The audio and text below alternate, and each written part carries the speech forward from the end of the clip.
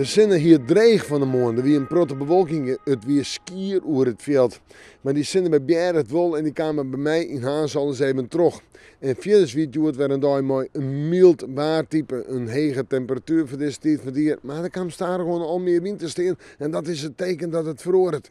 Joen en vannacht, een meest beroemde loft. Ik denk dat we droeg hadden. 12 en 14 graden een milde nacht. En de wind uit het zuiden en zuidwesten mooi, die is matig of zwak, maar die kan in het kust- en watergebied nog vrij krachtig zijn.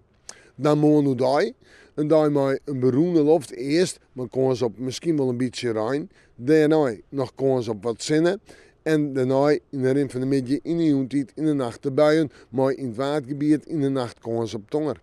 Hoe daar een temperatuur om bij de 16 graden heen en de wind zuidwest-west denk ik. En die is krachtig in het kustenwatergebied, krijgt 4 van 6. En dan is de toon zetten van de dagen erna.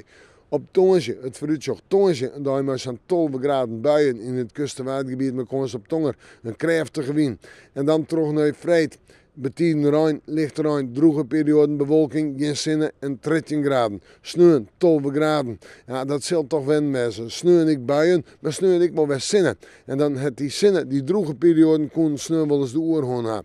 Nou ja, dan lijkt het in het weekend wel wat beter, maar de trui met wel aan. En we met de morgen maar weer even in het waarschuwen.